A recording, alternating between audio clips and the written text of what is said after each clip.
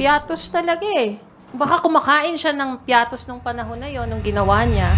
Regarding po dun sa Mary Grace Piatos, kasi dun po sa November 5 hearing po ng Good Government and Public Accountability, during the interpellation po of Congressman Acop at ng COA official, pinagtalunan yung Piati and Piatos. So, paano ma-resolve yung dispute doon? Kasi Piatos ang basa po ni Congressman Acop and the rest of the lawmakers, pero yung basa nga po ng COA is Piati.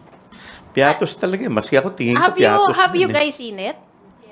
There is an S. May, gumanon yung S, may O. Siyempre, nung pinabasa sa kanila, bilang sila naman ang pinayagan nila yun eh. Siyempre, damay sila. Eh, kailangan sabihin Piati. Pero, ito, nandito, tinitingnan ko ngayon, Piatos talaga eh.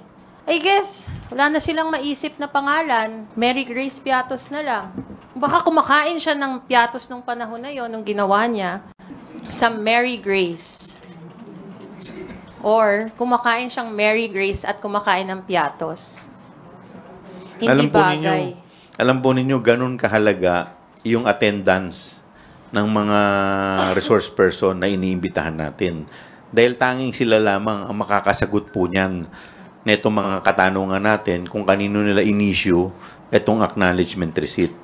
Until now, lahat po tayo bulag sa identity ng mga taong to. So, kaya ganun kahalaga. Kaya ngayon, yung mga tanong po nila, bakit ganun kami kapursigido na imbitahan sila? Dahil sila nga lang po ang makakasagot nito.